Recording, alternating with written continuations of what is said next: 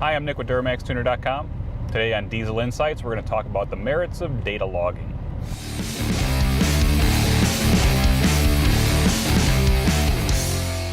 So what is data logging? In short, it's listening to the data that's going across the bus on the truck to see if we can use it to isolate any issues in drivability or performance that might be going on with the truck. So if the truck is exhibiting some symptom, let's say it's loping at idle, or it won't spool up on the brake, or it feels like it has low power, might be smoking excessively, one of our techs might ask you for a data log. Data logging is especially useful when there's some symptom that we can rely on the truck to make, so we can show the tuner or show somebody who needs to see what's going on, and get some advice on how to fix it. So in order for a data log to work, you need to be able to demonstrate that issue in the truck. What do I mean by demonstrate? Well, let's say the truck's loping at idle. I don't need you to go out and do a full throttle pass and do some cruise control passes and log that stuff. What I need is a data log of the PIDs, meaning the information that's useful: idle speed, RPM, fuel rate, regulator, fuel pressure, desired and actual, when the issue is showing itself, so at idle. So I don't need a data log of a full throttle blast, I need a data log at cold idle, so I can see that lope and kind of hone in on that issue. So on that note, we're going to go on a test drive and kind of talk about how to data log a truck when you're driving it, what to do to help us, what to do to help yourself. Let's rock and roll. Customer complains of low power under heavy acceleration. Lack of the truck wanting to shift. It feels like it dies out right at the red line. First question we have for the customer is do a diagnostic trouble code scan. All right, so we want to see, are there any DTCs in the truck? That'll tell us right away, is this fuel pressure related? Is it transmission related? Is it something else that we didn't see? Is it a mass airflow code, turbocharger failure, or something like that, right? So this truck has been scanned and shows a P0087 code. So I suspect we have high pressure pump issue or fuel pressure relief valve failing, something to that end. So what I want to do is go out and get a data log of the truck while I'm driving it under heavy load, so I can see exactly how the fuel pressure is falling off under heavy load. So I plug the spade in. I start the data log by going to Scan Tool, press Enter, toggling down to select PIDs, select LLY, AL5, press Enter, and then I'm going to start recording data. And once I have my data set recording, I can just set the spade down and drive the truck and focus on making it exhibit the issues that we're having issues with. So what I want to do is give my tuner one good log file that shows the problem. I want to avoid sending 6 log files where one of them might show the log file and the rest are improperly labeled. That only wastes time. We want one good log file. So I'm going to take the truck to a road where I can run the truck under heavy load, get it to go through a couple of shifts, and hopefully exhibit the issue that we're having. Okay, so we're under load. I'm going to go ahead and lean on the truck. Safe location.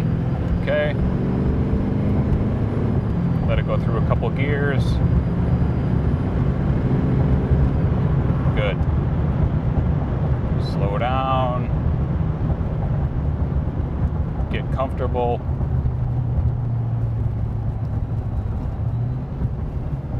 Okay. Pick up my spade. Toggle up. And cancel the log. So I'm done with the log file. That log is saved. It'll save as LLY or E60_003 or whatever number log file it is. And then I can take that back and send that to my tuner.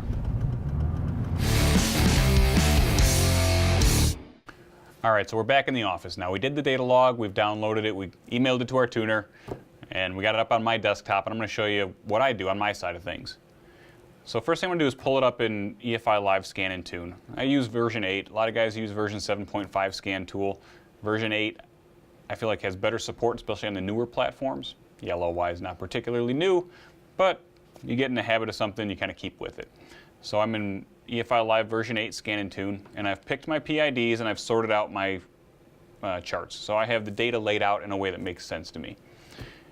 first thing I do is I'm going to go up and look for throttle position. So I'm going to look for a point where I'm in the throttle hard. Now we're looking for an error on a P0087 or low rail pressure.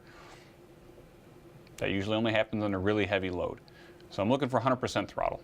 So I've looked through my log file, I've found that spot with 100% throttle, and I've kind of blown the log file up around that 100% throttle spot.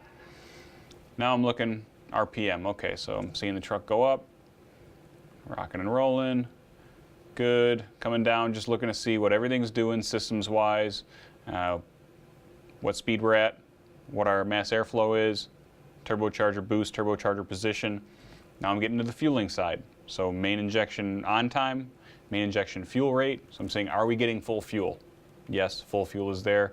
I'm looking at the tune file, and I'm seeing, are we getting the pulse width that we commanded? So are the injectors staying on for the time that we wanted? Yes, they are. Now I get down to the bottom of my log file, and I have fuel rail pressure desired versus fuel rail pressure actual PSI. And this is kind of where the interesting stuff happens. So as soon as I transition to full throttle, I go from an overlap where the actual rail pressure and the desired follow each other neck and neck to a divergence. And the actual rail pressure is diverging from the desired rail pressure. It's not a lot at first, but it starts to trickle away. And I'm watching the fuel pressure regulator at the same time to see, is the CP3 pump trying to catch that difference? Is it trying to bring that back into convergence? And it's trying, but it's not doing so successfully. So what I'm seeing here is a difference in fuel rail pressure of about 3,000 psi. Not terrible. It's going to hurt us in the power department, especially on this truck, which has a Stealth 67 on it and is short on fuel anyway. But 3,000 psi is not going to make or break this guy's year. He's not competitively drag racing the truck or anything. So we'll let the customer know, hey, you're 3,000 psi short a call. So we're asking for 25,000 pounds of rail pressure. You're getting 21,700, 22,000 pounds of rail pressure. It's not going to hurt anything. All it's going to do is cost this truck a little bit of power and maybe a little extra smoke. All other systems are go. Pump's a little bit soft, so we're going to tell the customer that. Hey, if you want, we can soften the tune up a little bit. We can call for a little bit less fuel. That'll allow you to keep that higher rail pressure. We can get you up to 23,000, 24,000 pounds of rail pressure. Or we can leave it as is. Or we can put a bigger pump in it, and you can get a lot more power out of it. Ultimately, that's at the discretion of the customer. My goal here is just to give you a picture of, is the truck healthy? If it's healthy, what's holding it back on power? If it's not healthy, how unhealthy is it? Is it 3,000 psi short, or is it 10,000 psi short? Is it 14,000 psi short? Because those things are going to determine how quickly you need to make that decision, right? If the truck's 3,000 psi short, not a big deal. Keep driving it. If it's 14,000 psi short, that's a problem. That's going to cause excessively high EGTs. That's going to cause excessive soot. It's going to burn up the exhaust system, possibly fail the turbocharger, be really hard on the injectors. You get the picture. It's a bad situation. So it's going to cost that guy money now or later. My recommendation, of course, spend it now, get ahead of it, get the truck back in tip-top shape. Luckily, this is one of those situations where we can see the issue, we can see the rest of the truck, we get a really good picture of how the truck's running. It's a really nice situation for a log file. Rail pressure is one of those situations where we can identify really quickly if the truck is healthy or not. I'm Nick Priegnitz. Hope you enjoyed this episode of Diesel Insights. Catch you in the next one.